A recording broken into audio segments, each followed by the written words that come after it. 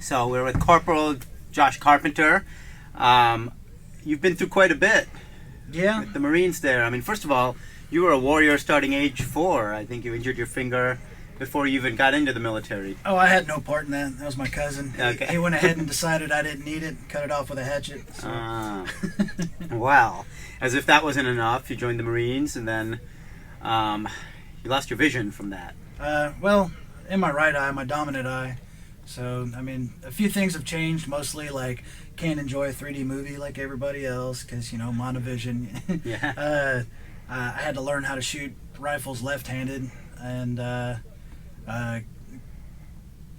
bow shooting is going to be different because I have to learn to shoot that left-handed as well. I mean, pistols are fine, but I wasn't into pistols until after the injury anyway, so Right. Nothing's changed there. And my vision actually improved in my left eye. It went from 2020 to 2015. Wow.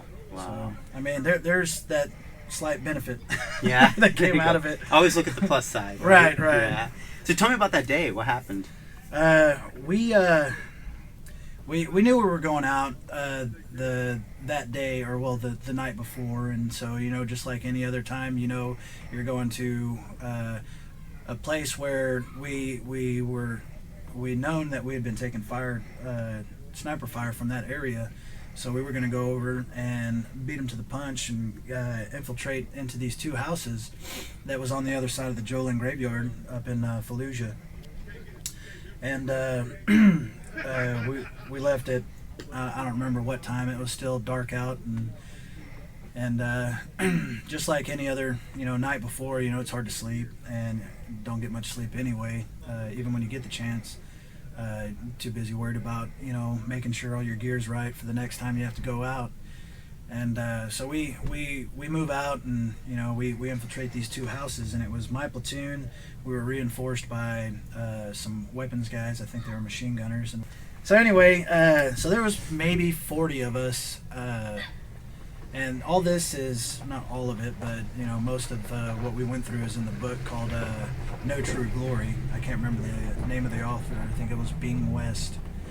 But So the mission you were on was in the book No True Glory. yes, it's like the chapter is called Jolin Graveyard. I can't remember. I think it's like somewhere between 13 and 21, something like that. But it's Okay. in the middle of the book, Okay. right after all the pictures, if I remember right. But anyhow, so we get into these houses, and we're staying put. We're being quiet. We got guys up on the roof. We got guys in every window looking outdoors. We're waiting for these guys to try and move in so that they can start sniping for the day. For some weird reason, they try and do it during the day. And we had some snipers on our rooftop, and it's kind of hard to sleep when they're hammering away during the middle of the Right. day and whatnot, when you got a little bit of downtime, when we're not filling sandbags and fortifying the rooftop that we were at. And so we're in this house. It starts to get daylight. There's no movement, and we're just sitting there waiting and waiting. And then all of a sudden we get a radio transmission from the rest of our company, and they're talking about movement in the graveyard, the Jolin graveyard, and there was a mosque right there.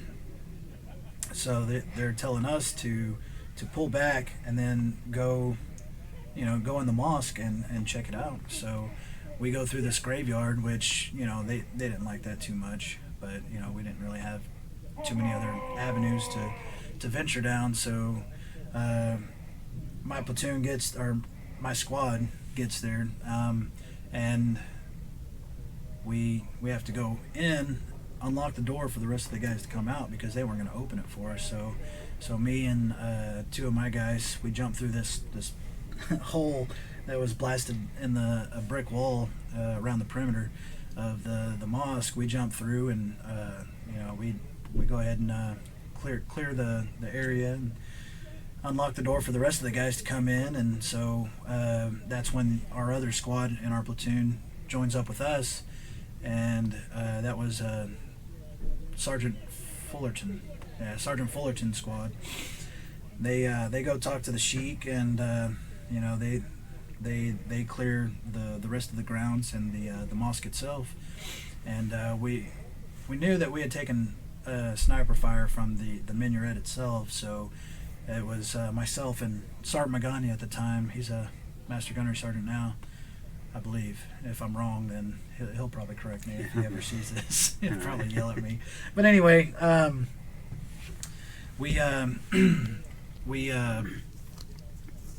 decide that we're going to go clear the mosque, the tower that goes way up, and so he trades Doc for his 9mm, and I have my M16A4, and so we're going up the minaret, and it's a spiral staircase all the way up, and it's all brick and everything, and we start getting closer to the top where it had taken fire at some point, and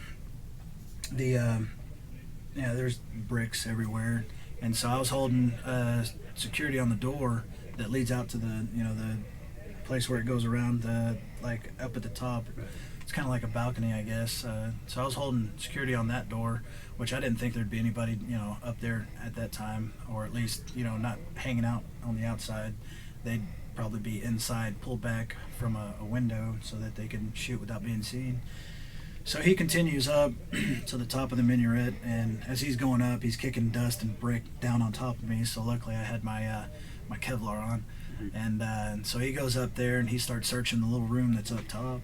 He finds a shell casing, and we later find out it's what the Dragunov uses, which is the sniper rifle that's like the AK. It's an AK variant, or I don't know if it's a variant, but it, that's what they generally used out there for sniper rifles. So that pretty much gave us clearance to blow the hell out of it.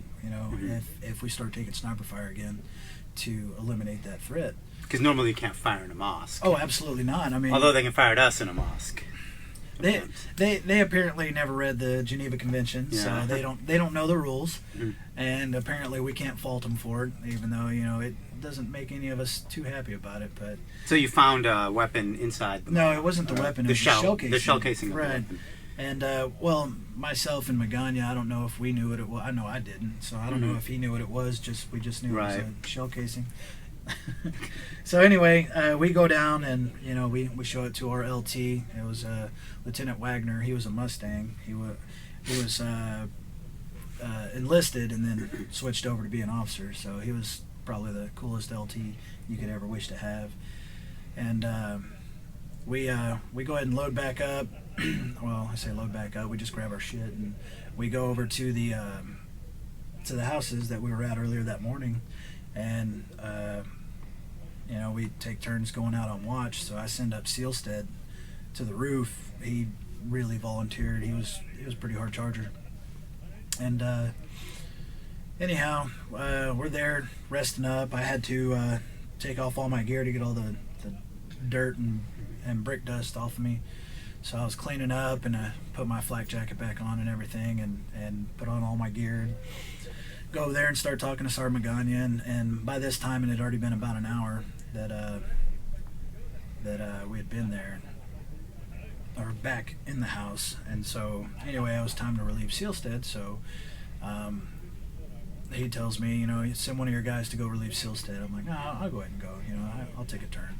So I get in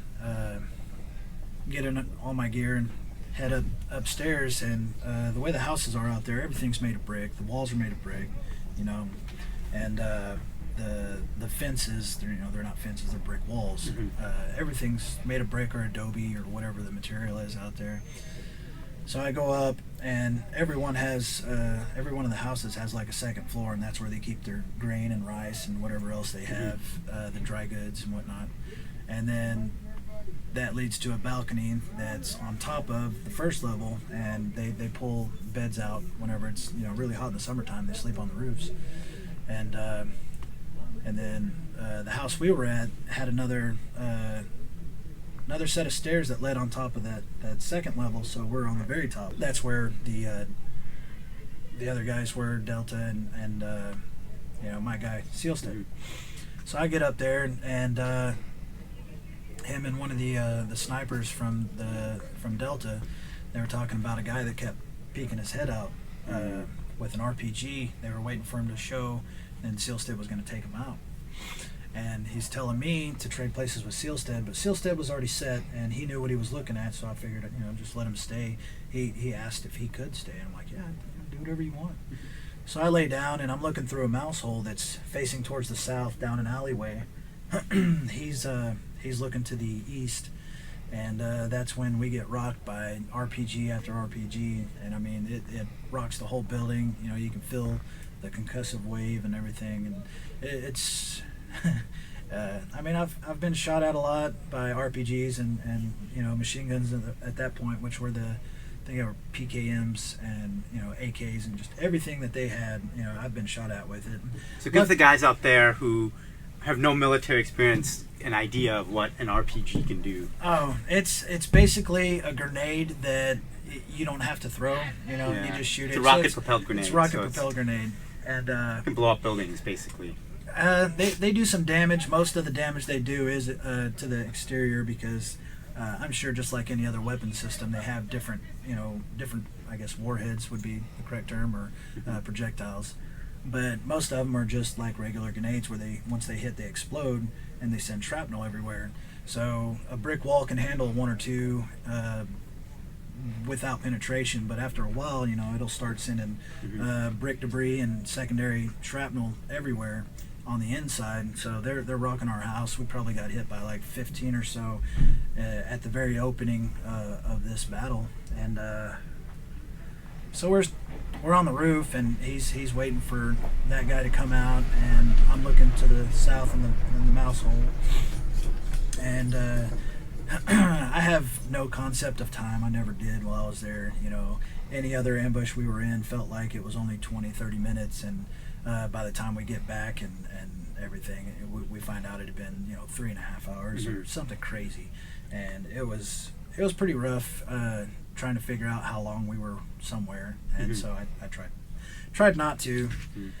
So at some point, the fighting got so close that they were in the building next to us. They had from what I heard, I can't verify because I didn't see it myself, but they had tunnel systems all through the city, which was because they had time to set up and do everything they could, because we kept having ceasefires.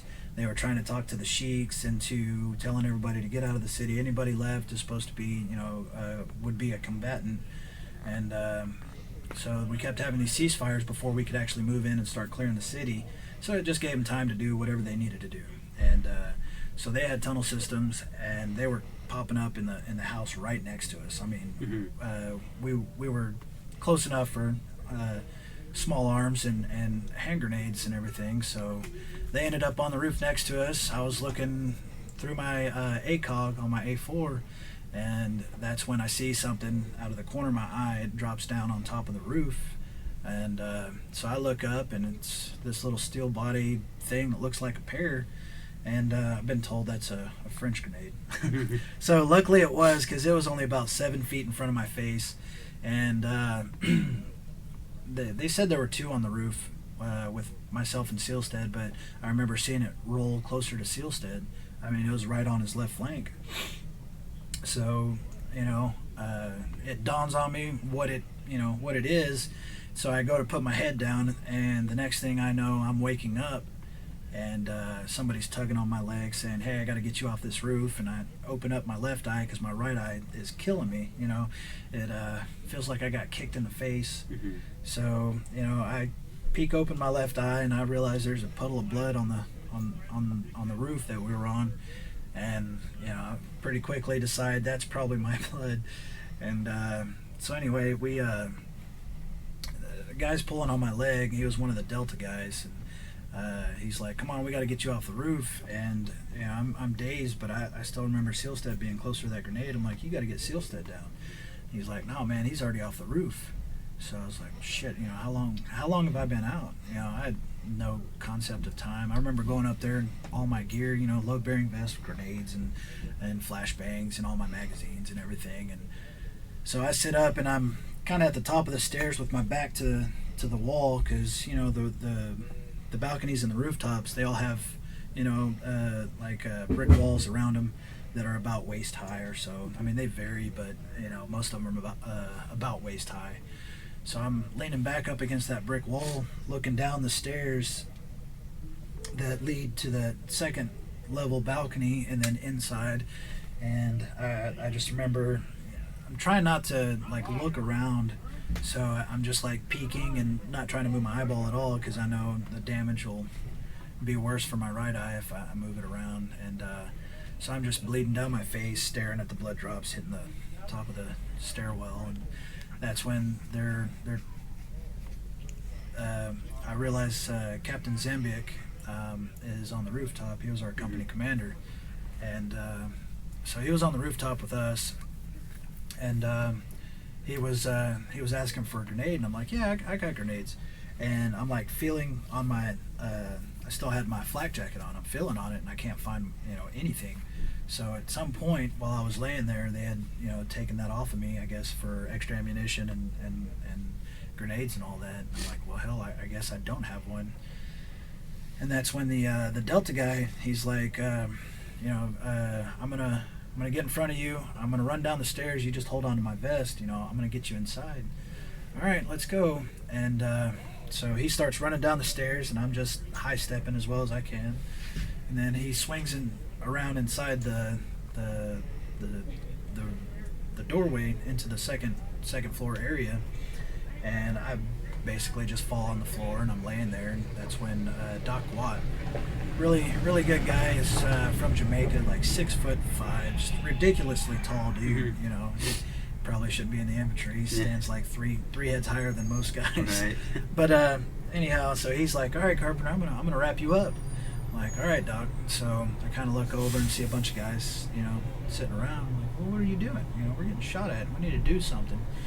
I guess I've accepted the fact that I'm out of the fight, and it sucks because I know that at any point they could end up on our rooftop from the other roof, or through the front door, which luckily we have a really good group of guys that they know their shit. So right. And a lot of them are I'd say fearless, but a lot of people would see that as careless. Right. So how's your care afterwards? So now you've injured your eye. What were some of your struggles after? Struggles were once I got to Baghdad, they did an exploratory surgery to see how extensive the damage is. Basically, we're gonna open you up and root around with the stick, see what shakes. So I find out from them that my retina has torn away from my eye and everything, and the extent of the damage, and I'm just like, well, there's nothing I can do about it. No sense in worrying. I was sad that this means I'm out. There's nothing I can do. So your biggest concern was you couldn't fight. Yeah, I mean, even though you lost your eye. Yeah, I mean, my guys were still there. Yeah. And how's your care afterwards with the VA? I didn't deal with the VA for a long time until after I got out. So after Baghdad, I was there for I think 2 days, and then they flew me to Landstuhl, Germany. And then I was there for another 3 or 4 days. I can't remember exactly. And so it took me about a week to finally get back to. We were at Bethesda in Maryland. Right. And that's where. My wife and my mom, they fly in to meet me there, and from there I'm allowed to go home with them and heal up, so that whenever they do the surgery, there's less chances of something going wrong, I guess. Right. So I go home for 3 weeks, then I report back to my unit, and then I go meet my doctor. His name was Kent Blade. That's a great name for somebody working on your eyeball. But I can't remember his rank. I think it was I can't even remember. He was officer, higher up. And so from then on I was dealing with him. He was really nice about it. He explained it to terms we grunts can understand, which was your eye's screwed up. I'm going to try and fix it as best as I can. I know you're not going to get much vision back, if any, so I'm going to make sure that you get to keep your eye. And, one of my biggest fears was, eye injury, because I don't think I'd be able to handle being completely blind, or, a severe appendage injury to where I'd lose a bigger part of me, I guess. those were some of my bigger fears, and so getting hit in the eye just really sucked. You know, I was pretty down on myself about it, and so anyway, you know, he ended up doing the surgery. It was only supposed to be like an hour and a half or so. Right. Ended up being about 5.5 hours. I remember waking up in the bed.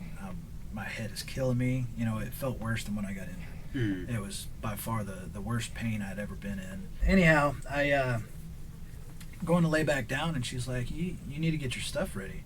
You know, what do you mean? She's like, this was an outpatient procedure. You know, you're supposed to have somebody come pick you up, and then you're gone. You know, you're done. I don't have anybody to pick me up. Well, I had arranged for my buddy Carlos Gomez Perez to come pick me up. He's one of the guys that got injured the same day I did. He took a round to the shoulder, and it basically tore that muscle off. And he also got hit in the face, but he's a short, stocky Mexican dude, and he had these big, chubby cheeks, you know, so like the round just went right through, like just almost no damage, you know. It was like a piercing, basically. So he got really lucky, and he came and picked me up, and I stayed with him and his in-laws, and I mean, I was laid up for probably 5 days. I'd wake up the first day, take 2 Percocet, drink a Gatorade, take a piss, and then go back to bed. And you know, that happened pretty much 4 days in a row. And I remember waking up on that 5th day, and this is 3 days or 2 days before my birthday, and I was turning 21, which, you know, would make for a memorable birthday.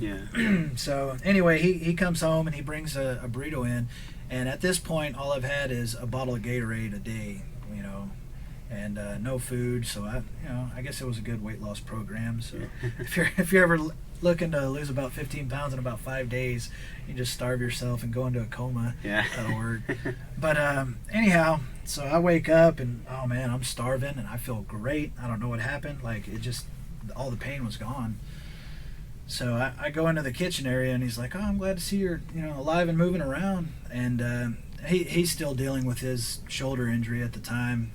They had sewed him up, and at some point it split wide back open. So now he has like this divot in his shoulder, and you can see the 2 scars on his face where the round went through.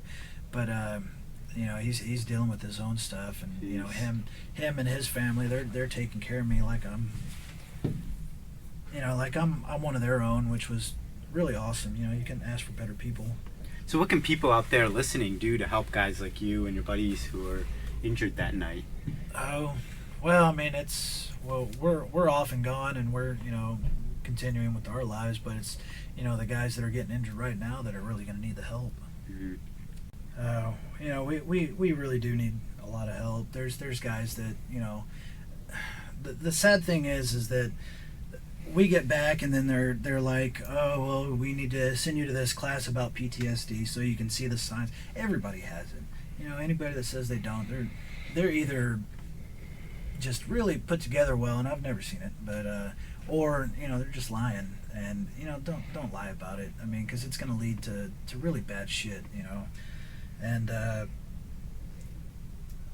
the worst part is that you show up and you talk to this guy that's sitting in a chair, who's, you know, never been around it, and he has a psychological degree or whatever, you know.